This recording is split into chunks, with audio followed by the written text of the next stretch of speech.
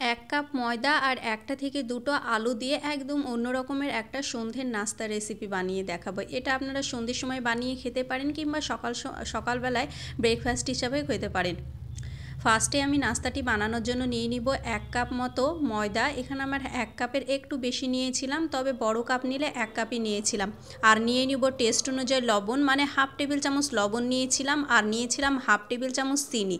যেহেতু ময়দার পরিমাণ আমার কম আছে সেই কারণে উপকরণগুলো কম লাগছে। আর নিয়েছিলাম 2 টেবিল চামচ সাদা তেল। এবার সমস্ত শুকনো উপকরণগুলোকে খুব ভালো মতো ময়দার সঙ্গে মিশিয়ে নিতে হবে, মানে যে তেলটা দিলাম তেলটার সঙ্গে ময়দাকে খুব ভালো মতো মিশিয়ে নিতে হবে।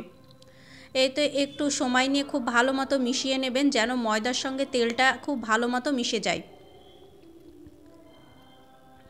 আর এইরকম একটা ডেলা পেকে আসবে, তখনই বুঝবেন তেল আর ময়দা খুব ভালো মতো মেশানো হয়ে গিয়েছে। এবার অল্প অল্প জল দিয়ে খুব সুন্দর একটা ডো বানিয়ে নিতে হবে। ডোটা খুব শক্ত হবে না, আবার খুব নরম যেন না হয়ে যায়। অল্প অল্প জল দিয়ে ময়দাটাকে খুব ভালো মতো মেখে নেব। এই নাস্তাটা দেখতেও যেমন সুন্দর হয় আর খেতেও কিন্তু ভীষণ মজাদার হয়, আর বানানো তাড়াতাড়ি হয়ে যায়।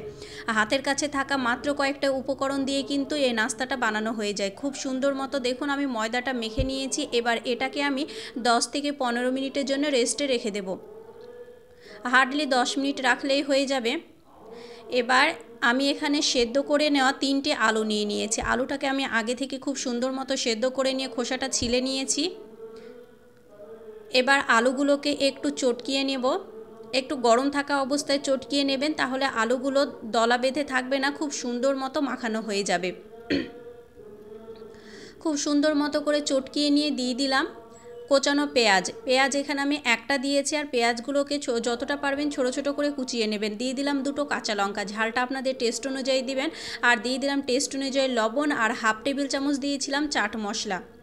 চাট মশলাটা অবশ্যই দেওয়ার চেষ্টা করবেন, তাহলে কিন্তু খেতে খুব ভালো লাগবে। আর দিয়েছিলাম 1 চিমটি পরিমাণ বিট নুন, মানে যে বিট লবণটা হয় সেটাই দিয়েছিলাম। ব্যাস, আর কোনো উপকরণই লাগবে না। এবার খুব সুন্দর মতো করে মেখে নিতে হবে আলুটাকে।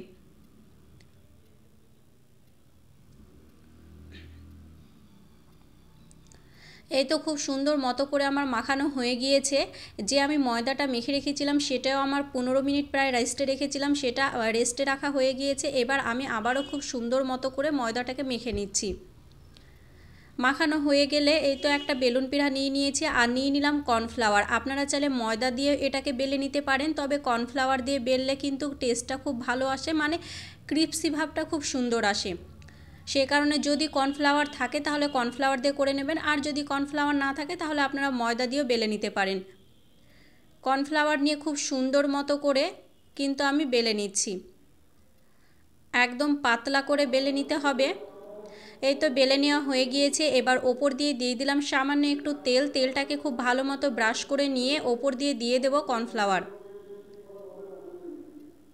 আমি যেহেতু এখানে লেয়ার করব সেই কারণে আমি ওপর দিয়ে তেল দিয়ে সামান্য একটু কর্নফ্লাওয়ার ছিটিয়ে দিলাম। এবার দিয়ে দেব যেভাবে আমরা নর্মালি এমনি পরোটা বানাই সেই রকমই ভাঁজটা করে নেব। এই তো 4 ভাঁজ আমি করে নিয়ে আবারও আমি খুব সুন্দর মতো করে বেলে নেব। একটা বড় পরোটা শেপ করে নেব, কিন্তু পরোটার মতো অতটা মোটা হবে না, এটা একটু পাতলা করে বেলে নিতে হবে। এই তো খুব সুন্দর মতো করে পাতলা করে বেলে নিয়ে এটাকে আমি 2 ভাগ করে নিচ্ছি।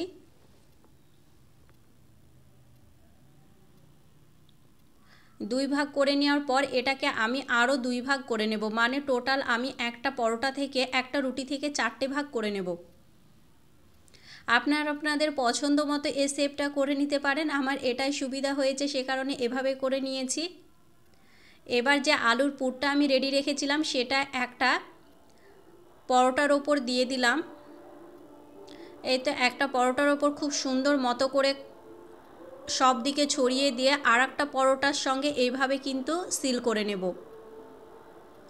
দেখুন খুব সুন্দর মতো করে সিল করে নিয়ে মুখটা খুব ভালো মতো করে আটকিয়ে দিতে হবে, যেন আলুটা বাইরে বের হয়ে না চলে আসে।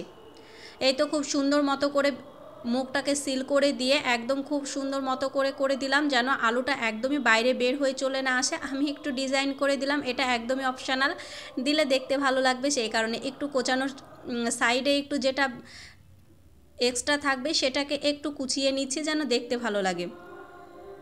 এই তো এভাবে করে নিলাম। এক এক করে সমস্ত কিন্তু আমি নাস্তাটা রেডি করে নেব। সেম প্রসেসে আমি সমস্ত নাস্তাগুলো আমি রেডি করে নিয়েছিলাম, আর নাস্তাগুলো আমার রেডি হয়ে গিয়েছে এক এক করে। এইদিকে আমি একটা কড়াইয়ে তেল বসিয়ে দিয়েছি, সাদা তেল। তেলটাকে খুব ভালো মতো গরম করে নেব। তেলটা খুব ভালো মতো গরম হয়ে এলে এক এক করে যে নাস্তাগুলো আমি রেডি রেখেছিলাম সেগুলোই ভেজে নেব। গ্যাসের আঁচটা মিডিয়াম ফ্লেমে রেখে ভেজে নিলে হয়ে যাবে, যেহেতু আলুটা আমার সেদ্ধ আছে, আলুটা সেদ্ধ করে নেওয়ার প্রয়োজন নেই। সে কারণে গ্যাসের আঁচটা মিডিয়াম ফ্লেমে রেখে উল্টিয়ে পাল্টিয়ে লাল লাল করে ভেজে নেব। দেখুন ভাজতে ভাজতে কিন্তু খুব সুন্দর মতো করে ফুলে ফেপে উঠছে, আর খুব তাড়াতাড়ি ভাজা হয়ে যায়। এই তো খুব সুন্দর মতো করে কিন্তু এক এক করে আমি সমস্ত নাস্তাগুলো রেডি করে নিচ্ছি। এই তো আমার বানানো দেখুন হয়ে গিয়েছে, আমি কয়েকটা বানিয়ে নিয়েছি। তাহলে রেসিপিটা কেমন লাগলো অবশ্যই কমেন্ট করে জানাবেন। ভালো লাগলে লাইক শেয়ার করতে ভুলবেন না। আর একবার হলো এভাবে চটজলদি এই নাস্তাটা বানিয়ে খেতে পারেন, খেতে কিন্তু খারাপ হয়েছিল না, ভালোই লেগেছিল।